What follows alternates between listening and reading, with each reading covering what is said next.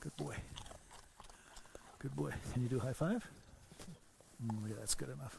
Hi, friends. My name is Bill Evertsberg. I'm one of the ministers at Kenilworth Union Church, and this is Doogie, my assistant minister, and here we are at the historic Sears cabin right next to the Kenilworth Club for no other reason than that it's just beautiful, and with 2 feet of snow on the ground, we can sort of live into the experience of our pioneer ancestors. So I want to do 2 things with you today. I want to make a confession and to celebrate an accomplishment. The confession I want to make to you today is one of my biggest fears as a Christian preacher. My fear is that some Sunday I will dip the bucket of my imagination into the shallow, finite well of my creativity and discover that there's nothing there. My well has gone dry. You know, the main preacher in a Christian congregation will preach about 40 sermons a year, which, if you collected those 40 sermons into a book, it would be about 50,000 words, or the size of a modest novel. Fitzgerald's The Great Gatsby, for instance, is about 50,000 words. Now, that's not an onerous obligation. That's very doable. James Patterson, the detective writer, has written 147 novels in 40 years, or at least 3 books a year. So 1 book a year is not onerous or unfair, but it is substantial. And that's my fear, that some Sunday I'll have gone to my shallow, finite well once too often and find that there's nothing there. James Forbes is a great American preacher and also a great American teacher of preachers. Dr. Forbes taught homiletics for years at Union Theological Seminary in Manhattan's Morningside Heights. For years, Dr. Forbes coaxed his preaching students to reach up to the highest levels of preaching excellence. But after years of preaching at Union, Riverside Church across the street from Union at 121st Street in Riverside Drive convinced Dr. Forbes to stop teaching preaching and actually to do it every Sunday at Riverside Church.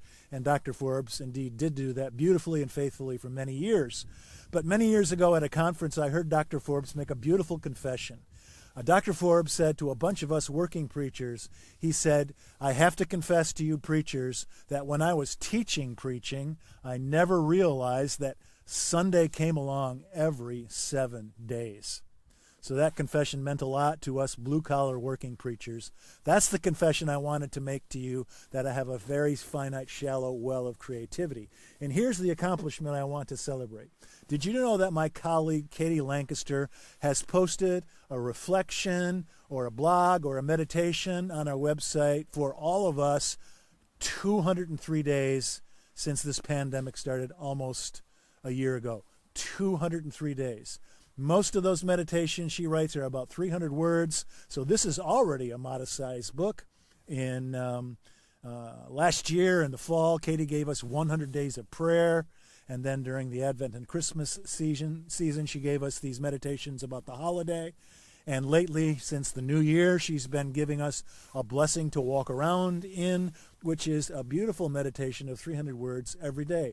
Katie's imagination appears to be inexhaustible. So that's the celebration of an accomplishment that I want to make. I want to celebrate Katie's infinite, bottomless imagination.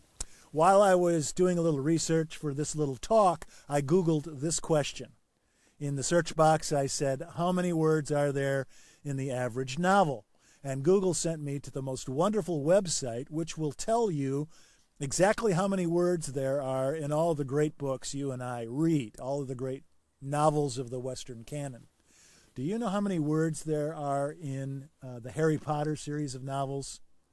Over 1 million. So, J.K. Rowling and Katie Lancaster, 2 virtuosi. Thanks for tuning in. God bless you.